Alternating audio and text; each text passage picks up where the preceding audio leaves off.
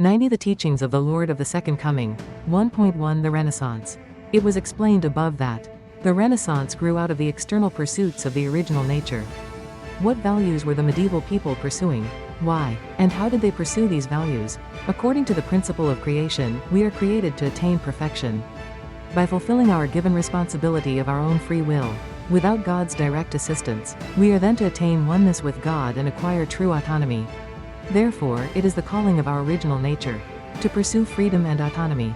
A person of perfect character understands the will of God and puts it into practice through his own insight and reason, without the need to rely on revelations from God. Hence, it is only natural that we pursue reason and understanding. We also are endowed with the God-given right to master the natural world, to tame and cultivate it, in order to create a pleasant living environment, by investigating the hidden laws of nature through science. Hence, we value the natural world, pursue science, and esteem the practical life. In medieval feudal society, the original human nature had long been repressed.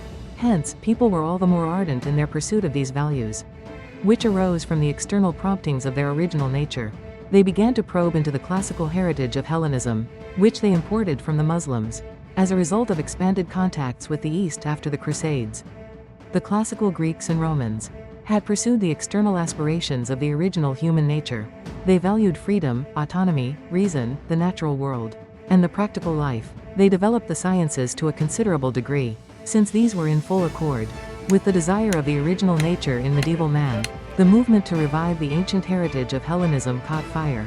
Renaissance humanism thus rose to prominence. The Renaissance came to life in 14th century Italy, which was the center of the study of the classical Hellenic heritage.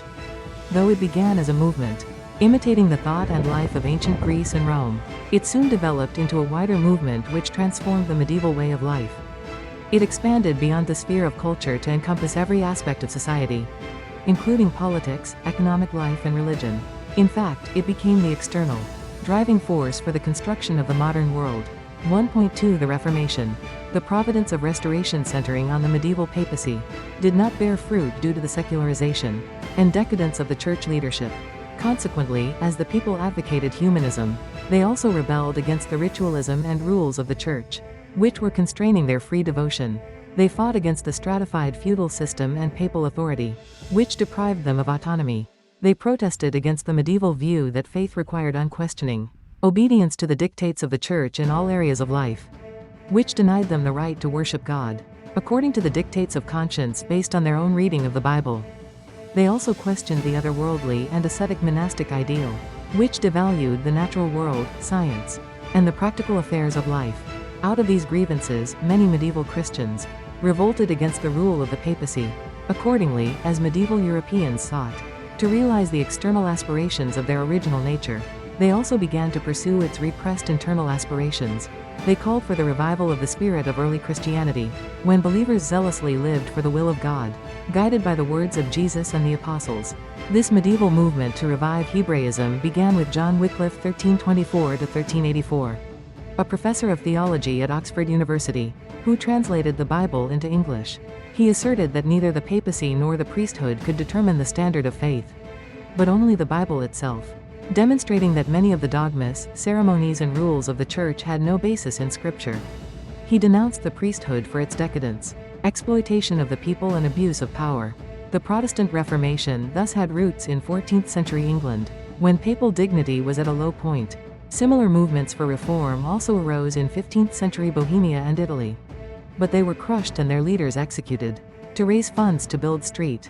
Peter's Basilica, Pope Leo X began selling indulgences, which Catholic doctrine affirmed would remit the penalty for sin due in the next life. When this indulgence was proclaimed in Germany in 1517, a movement to protest this abuse ignited a fuse, which exploded in the Protestant Reformation under the leadership of Martin Luther.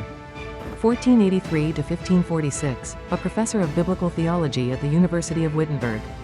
The flames of the Reformation grew strong and soon spread to Switzerland, under the leadership of Huldrych Zwingli.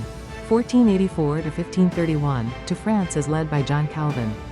1509–1564, and into such nations as England and the Netherlands.